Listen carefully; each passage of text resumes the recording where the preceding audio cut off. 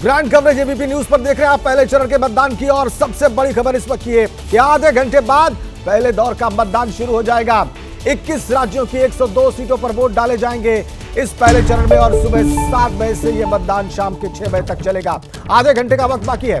ताजा अपडेट और सबसे बड़ी अपडेट, आधे घंटे बाद वोटिंग शुरू हो जाएगी। इन लोकसभा चुनाव के पहले चरण का मतदान ठीक आधे घंटे बाद शुरू हो जाएगा। मध्य प्रदेश पर भी हमारी खास नजर है, एबीपी न्यूज की नजर है और इसके बारे में डिटेल्स आपको देने वाली है पूजा। उन्हीं के पास चलने का वक्त है। Over to you.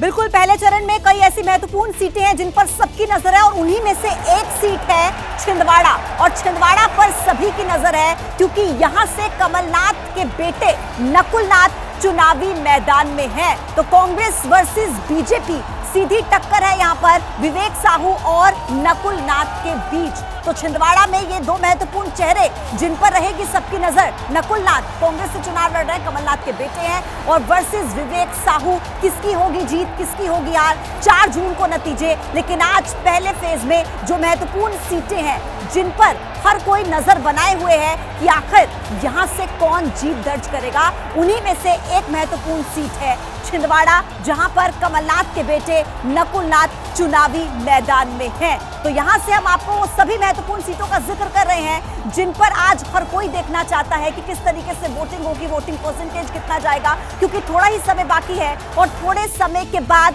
वोटिंग शुरू हो जाएगी। रविकांत इस वक्त सीधे हमारे साथ जुड़ गए हैं। रविकांत के पास दर्शकों को लेकर चलते हैं। रविकांत, ये छिंदवाड़ा वो सीट है जिसके बारे में हर कोई जानना चाहता है कि क्या नकुलनाथ यहां से जीत पाएंगे या विवेक साहू बाजी मारेंगे। लेकिन इसी बीच आप क्या देख पा रहे हैं, उत्साह है वहां पर वोटर्स के बीच? निश्चित रूप से यहाँ पर चूंकि जो छिंदवाड़ा के 2 सबसे महत्वपूर्ण बूथ हैं उनमें से एक पे हम हैं जहाँ पर नकुलनाथ, कमलनाथ और जो नकुलनाथ की पत्नी हैं प्रियानाथ, उनको यहाँ पर आना है और वो वोटिंग करेंगी। पहले मंदिर में दर्शन करने के बाद यहाँ पर इस बूथ पर वोटिंग करेंगी। छिंदवाड़ा से करीब 10 किलोमीटर ये है। जो सीट की बात है, काफ़ी कड़ी टक्कर है। कमलनाथ का जो 44 साल की यहाँ पर लोगों से कनेक्ट है वो एक तरफ है और बीजेपी ने जो अपनी पूरी ताकत यहाँ पर इस बार लगाई है वो दूसरी तरफ है। ये कहना बेहद मुश्किल है यहाँ के लोगों के लिए भी कि जीत किसकी होगी, लेकिन इतना तय है और हर आदमी मान रहा है कि काफ़ी कड़ी टक्कर है और हर एक ये कह रहा है कि दोनों ओर पलड़ा भारी है।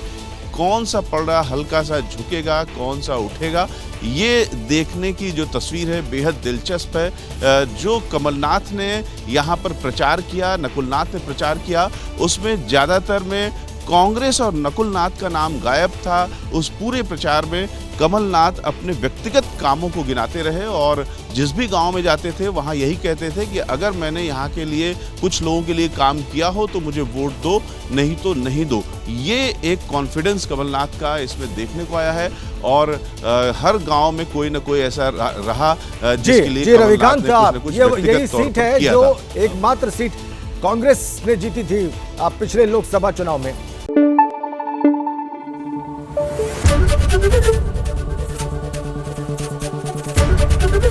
एबीपी न्यूज आपको रखे आगे।